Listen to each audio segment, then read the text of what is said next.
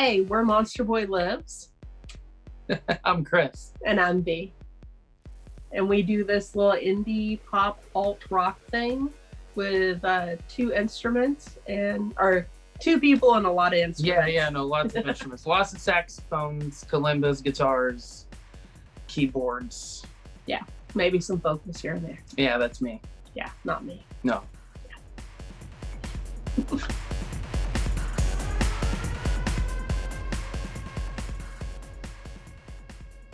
So, I like to play guitar. That's my main instrument. But several years ago, I got into recording, mixing, and production.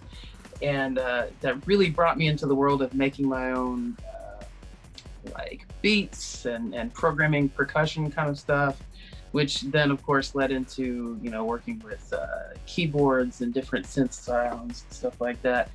And when this one jumped on board, she brought in these beautiful saxophones you can see behind me here: bass sax, the tenor sax, and the bari sax. Yeah, and I really love those deeper sounds. I don't really go into the alto and higher, so the traditional idea of a saxophone is not really my jam. But I also play keyboard and kalimba and some hand percussion when the egg shaker doesn't outsmart me. It's like usually like the more buttons I have, the better I am. And like you got like the drum pad. Yeah. All that is buttons. Yeah. So we really kind of build these soundscapes between the two of us, and we just in the studio we layer those in, and live we like to bring out most, if not all, the toys and jump from one instrument to the other, displaying how we build the songs. So I think we just keep buying stuff. Yeah, that's how it works. Like that accordion that I brought in on Ain't Worth a Dime. Mm-hmm. Is that 1950s? Is that right? No, that's 1930s silver tongue. Okay. $50. What? Thanks, Arkansas. I got you beat. My kalimba's like $12. Yeah, well, your bass saxophone was like $6,000. So. Oh, we got fine balance in the world, right? You are my balance in the world. Oh, I'm sorry. Oh. So yeah, that's what we play.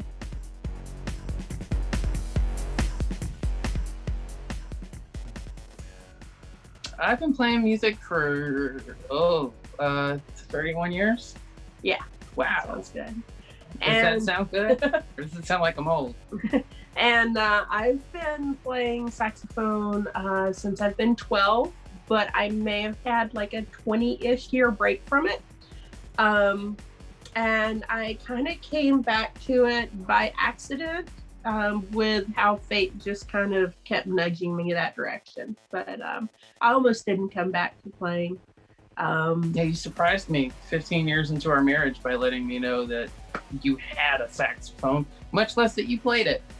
Well, I didn't technically play it at the time. And also it was because we had a booking opportunity that required a female to be in the lineup. So I didn't want to give up the gig. So I pulled down the saxophone, got it repadded, and spent the next 6 weeks learning how to play, relearning how to play and learning how to play from ear instead of sight read, because this one doesn't write sight music. No, it doesn't. So good times. But this last 3 years has been a lot of fun. So.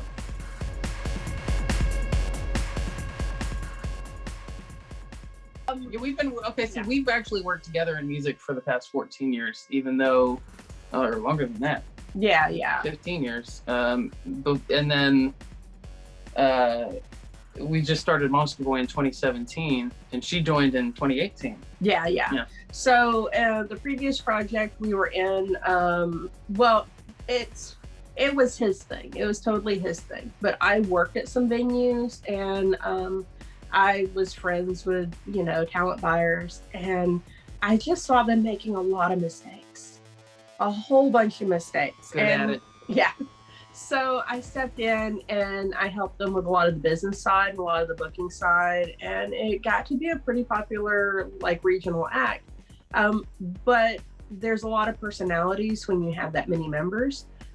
So this has been a lot more streamlined because we can just focus on the outside, which is getting our music into the hands and to the ears of the people that want it.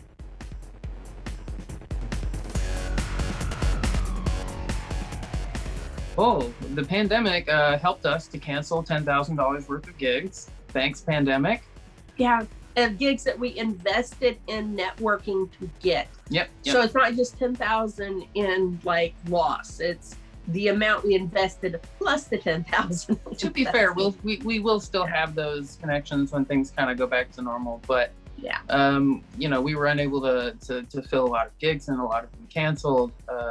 Which is totally understandable because like we are totally on the side of being safe. And like if I lose literally the smallest iota of lung capacity, this behemoth back here that I just spent a lot of money on, I will either have it as a museum piece or have to sell it because I won't be capable of using it. Now, on the good side of things, it did free me up to learn a lot more of the production side of things as far as mixing and mastering, which I think had kind of been holding us back for a couple of years, really. And now I feel like super confident, like I've got a lot of ownership over what I'm creating that, that maybe I didn't have before.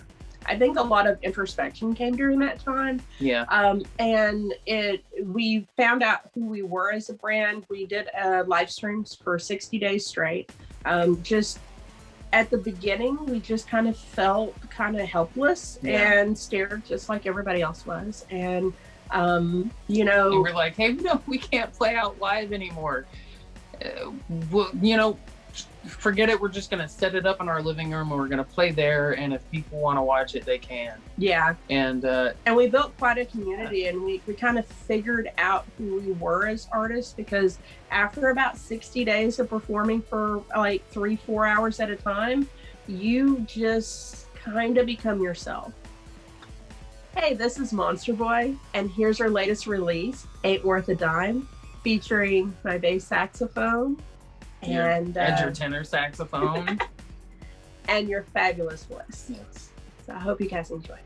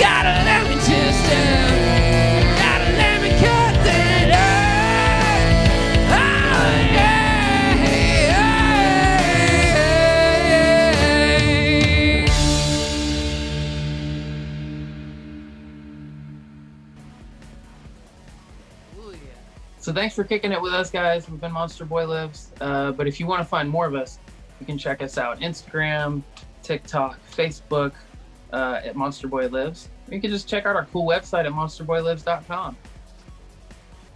All of our music is there. All of it. Also, there's links to Spotify, We're on Amazon, Spotify. Pandora, like anywhere that you want to stream music. If you can't find us, send us an inbox message and we will link you directly there. SoundCloud.